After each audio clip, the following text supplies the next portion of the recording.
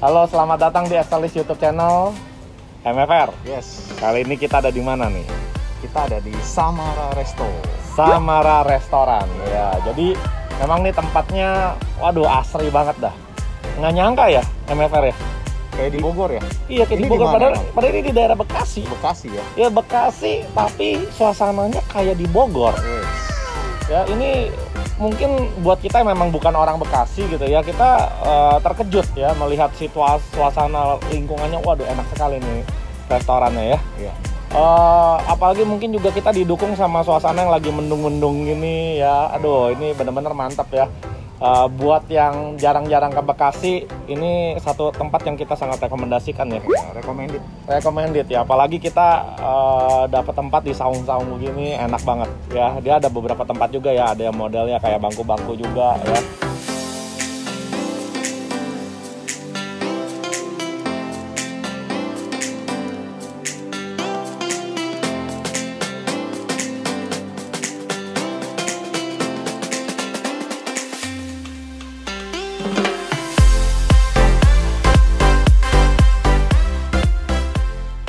Nah, saat ini kita makan yang memang suasananya menunya udah Indonesia banget nih. Ya, gurame, kangkung, tahu. Tahu telur asin. Tahunya telur asin nih. Ya. Kekinian. Apalagi MFR punya bisnis. Itu ya apa? Salted egg powder ya. Ya, favorit salted egg. Ada bisnis favorit salted egg powder gitu. Jadi ini nanti boleh dibandingkan saus telur asinnya kayak apa. Oke. Ya seperti biasa kita menjalankan protokol kesehatan ya. Jadi kita pakai masker, tapi kita beruntung karena udaranya terbuka, tempatnya terbuka, kita bisa lepas lah ya. Oke. Ya, kita mulai cobain makanannya nih. Udah nggak sabar gitu. Ya, lapar. Lapar. Ya, oke. Sip. Kita ambil dulu ininya, kangkungnya. David ya. Sabar ya David ya. Seperti David biasa, selalu setia ya, menderita dulu, kita makan dulu, David belakangan dah pokoknya ya. Ini kangkungnya gede-gede ya, kayaknya mantep nih kayaknya nih. Ya, kalau dari penampilan sih oke. Ya, ini juga tahunya dipotong-potong. Cobain ya langsung ya. Waduh, ini jatuh, tapi ini protokol kesehatan biasanya 5 menit, belum 5 menit kita ambil nih. Udah terpaksa dibuang lah demi kesehatan gitu ya. Sama satu lagi ini guramenya. Gurame terbang nih, biasanya mantep nih. Ya. Kenapa terbang? Karena ada kipas ya. Ada sayapnya. Dagingnya jadi kipas. LOL. Oh iya, ada satu yang kurang MFR. Mesti ada sambal kecap. Oh iya. Iya, nanti kita minta sama ini ya, sama Maret. Oke, kita coba dulu ya. Oke, ini nasinya dibentuk kotak kayak lucu banget ya. Pertama cobain dulu kangkungnya seperti apa. Saya udah cobain tahu telur asin. Sekarang kangkung. Oke. Kangkungnya standar, kangkung bawang putih ya. Pas rasanya, tidak terlalu asin, cocok banget buat saya. Ya, saya nggak suka yang terlalu asin gitu ya. Dan seger ya, kangkungnya seger ya, standar lah ya. Jadi seperti selera umumnya ya, orang Indonesia suka. Kangkung gimana menurut Kamal? Ya. Oke ya. Apa sependapat? Tahu telur asinnya gimana? Bentar, gurame dulu. Oh, gurame. Gurame ini ya. Jadi ini kan ikan air tawar. Nah, orang kalau tidak bisa mengolah, dia suka bau lumpur atau bau tanah. Ya. Ini oke. Wah, mantap ya. Cuma kalau boleh saran, ini perlu dibumbuin lagi. Ya, misalnya, memang agaknya plainnya tawar ya. Ya, mesti kasih ketumbar gitu kan, kasih. Atau memang mungkin garam memang agak kurang dikit sih. Ya, tambahin garam ya kan. Iya. Tapi enak ya, enak, cuma memang agak kurang asin ya. Tapi kalau saya memang karena tipe orang yang kurang asin, saya bisa menerima ini dan buat saya masih enak. Walaupun saya lebih cenderung kalau bisa lebih asinan lagi dikit. Kita pakai kecap. Oh iya, kalau pakai kecap kayaknya tambah mantap. Ya. MFR, tapi jangan salah, bukan masalah mengolah MFR. Ya. Kalau soal kita kan suka dengar gurame bau tanah ya atau bau lumpur ya. Ya. Itu sebenarnya dari pemeliharaannya. Ikannya. Jadi karena memang jenis gurame itu dia tuh sifatnya meresap dari airnya tempat dia hidup. Nah, kalau dia dipelihara di empang yang memang langsung bersentuhan dengan tanah, ya otomatis guramenya dagingnya juga berasa bau tanah. Berarti peternak ikannya lah ya. Nah, jadi kuncinya sebenarnya dari restorannya itu dia mensortir suppliernya dari mana dia ngambil ikannya gitu. Ya karena saya pernah ke tempat pemeliharaan ikan gurame MFR ya. Itu memang empangnya itu sama dia dilapisi terpal dulu. Ya, sesudah dilapisi terpal baru dia pelihara ikan gurame, yang disitulah kenapa dia bisa menjamin rasanya tidak bau lumpur, bau tanah gitu. Jadi itu tergantung dari supplier. Jadi salah satu kunci penting bisnis resto sih memang supplier itu juga penting loh. Ambil dari supplier. Sangat penting. Ya. Nah, berikutnya gimana yang soal ini nih? Nah, ini kecanggihan telur asin, maksudnya paling ahli nih. Karena kebetulan bisnis di sini ya, mengenai telur asin ya. Jadi menu telur asin, udang telur asin, tahu telur asin itu sebenarnya udah zaman dulu banget. Ya, dari di Chinese restaurant tuh banyak banget bikin menu itu. Cuman kalau kita lihat hari ini ya, menu telur asin itu sudah bergeser sebenarnya. Apa yang bergeser? Ya pasti rasanya. Ya, jadi sejak mulai heboh tuh Fiskin ya, yang dari Singapura. Singapura ya. Nah, kemudian di sini juga sebenarnya besar sekali, kita tahu ya. Oh, sebelum Fiskin ada itu yang tahu telur asin yang itu kan tahu telur asin ya. Sebelumnya itu udah jauh sebelumnya. Yang kekinian itu dimulai dari Fiskin, kulit ikan. Dan di Indonesia itu sebenarnya bisnis atau produsen kulit ikan Fiskin snack itu udah ekspor kemana-mana. Jadi sebenarnya bisnisnya udah besar. Justru malah dari Indonesia sumbernya?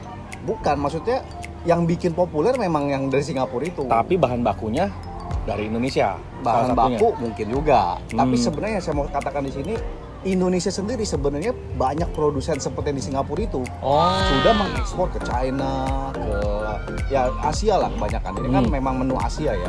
Ya telur asin cocok ya sama lidah orang Asia ya. Iya. Iya. Jadi kalau saya coba yang ini masih pertengahan. Tidak yang kekinian, tidak juga yang zaman dulu. Ya, mungkin ini chefnya punya resep sendiri lah. Iya. Coba. Jadi teman-teman boleh coba. Dan ini akan menarik. Kenapa saya bilang membentuk rasa baru? Karena ingredientnya itu udah beda banget dari yang zaman tradisional yang kita ketemu di restoran. Kalau yang benar-benar dari telur asin beneran gitu ya? Betul. Betul. Dan dia ada semacam rempah-rempah atau apa yang dari China lah gitu. Iya. Ini kalau saya lihat sih ini cukup asin ya. Jadi sebenarnya cocok juga nih sama gurame juga, yang gurame kurang asin itu cukup asin ya. Berarti menunya tepat nih. Ya, tepat juga nih pilihan kita ya. Jadi kayaknya secara rasa kita rekomendasi dah ya. Cuman memang bagi yang suka agak asin, yang ini dua memang agak kurang asin gitu ya. Tapi secara umum ini bisa diterima oleh lidah orang Indonesia kebanyakan. Pasti, ya. Jadi kalau kita tinggal daerah sini sih sepertinya kita sering-sering balik-balik kemari ya. Karena juga selain kita menikmati makanannya, kita juga dimanja mata kita oleh keindahan suasana yang ada di sini gitu. Betul. Ya, MFR, tapi kalau kita ngomong terus ini makanan habisnya kapan nih? Nah, itu dia. Kita habisin dulu. Ya, makanya kita habisin dulu biar David juga bisa ikutan makan. Betul, gitu loh ya. Dia lapar ya. Oke, jadi kita habisin dulu ya. Nanti kita lanjut lagi sama bisnis tips kita nanti. Oke. Yuk. Sip. MFR gimana? Habis. Total. Tuntas. Pengalaman yang menyenangkan makan di sini ya. Walaupun ya untuk tahu telur asinnya menurut saya sih ya masih, saya pernah cobain tahu telur asin yang lebih enak di tempat lain. Beda style. Ya karena biasanya yang saya harapkan tuh sebenarnya masih ada saus telur asinnya yang creamy gitu. Kalau dia modelnya agak kering, jadi dia sepertinya tepung telur asinnya tuh ditepung untuk goreng tahunya. Dan tahunya juga dia sifatnya bukan yang lembut gitu, yang bolong-bolong gitu tahunya. Jadi ya beda style. Kalau buat saya sih ya terus terang agak kurang cocok gitu ya. Dan karena sekali lagi saya kurang gitu asin, ini menurut saya masih agak keasinan. Gitu. Asinnya asin lah. Iya, tapi cari telur manis aja. Oh ya gitu ya. Saus telur manis gitu. Ya kalau dari sisi telur asin sih seperti itu. Kalau yang MFR gimana? Iya, tadi mau nambahin juga yang kangkungnya ini ya. Jadi betul. Kangkung itu kan lebih enak tuh keras gitu, digigit keras gitu kan. Ya. Nah biasanya yang keras itu baby jadi kecil. Okay. Nah cuma ini yang menarik, ini besar-besar, tapi nggak keras banget gitu. Jadi memang ngelawannya karena memang dia gede aja. Oke. Jadi bagus lah pilih supplier kampungnya. Yes. Oke, tapi juga mungkin kalau boleh jadi masukan sih, kita tadi agak lama mau minta sambal kecapnya ya. Iya. Ya mestinya sih seharusnya kalau udah namanya ikan gurame kan tau lah kita namanya orang Indonesia ya. Iya. Ya namanya ikan gurame goreng terbang itu kalau nggak ada sambal kecap dikasih potongan tomat, bawang, cabe. Betul, kondimennya itu. Iya kayaknya ada yang kurang gitu loh. Ya mungkin ada juga orang-orang yang tidak mau gitu ya, dan biasanya ya mungkin untuk menghemat ya, tapi seharusnya sih standar operating prosedurnya SOP-nya ditawarin dulu ya. Iya. Mau pakai sambal kecap nggak? Harusnya standarnya seperti itu gitu ya. Tapi ya oke lah ya, kita kadang-kadang mau mengharapkan terlalu perfect juga ya nggak semua restoran bisa perfect banget gitu ya. Gitu. Oke, saatnya kita masuk ke business tip. bete yang bukan bete ya. Bete yang bukan bete. Oke, kalau bisnis tips kita kan pernah bahas yang 4P beberapa kali tuh. Betul. Tapi dari 4P itu selain kalau 4P itu kan product, price, promotion, place. Nah, dari 4P itu yang belum sempat kita membahas secara mendalam itu price, MFR. Ya. Jadi mungkin saatnya kita bahas soal price ya. Iya, kita kupas. Oke, nah ini kan ada menunya dia nih ya. Kalau kita lihat sih secara menu ya, contoh ini gurame terbangnya tuh 80.000 ya, MFR. Oke. Ya. Jadi kalau dilihat sih untuk restoran yang kelas-kelas seperti ini standar lah ya. Iya. Ya, gitu. Yang lebih mahal pun ada gitu ya. Gitu. Nah, terus juga telur asinnya 31.000 tadi. Tapi ini kayaknya mungkin ada plus-plus atau nggak tahu, belum lihat itu ya. Terus kangkungnya tadi berapa saya lupa dah ya. Nah, jus 25.000 gitu ya. Ya ini untuk kelas restoran seperti ini dengan suasana seperti ini menurut kita harganya wajar. Ya, tidak kemahalan ya. Pas lah gitu ya. Pas.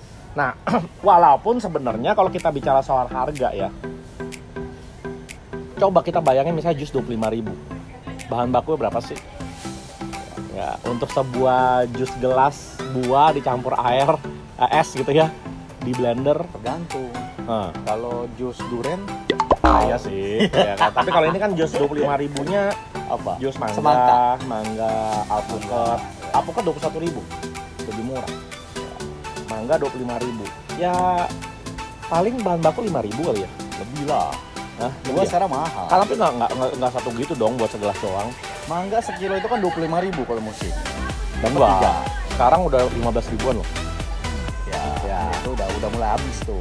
Udah mulai ngabisin. Dianggap 20.000 lah. Dapat 3, bagi 3 berapa? Ya kan? Musia sih. Tapi kalau kita bandingin sama yang di pinggir-pinggir jalan gitu kan dia paling 10.000, 15.000 ya. Oh iyalah, ya kan dia. Ya.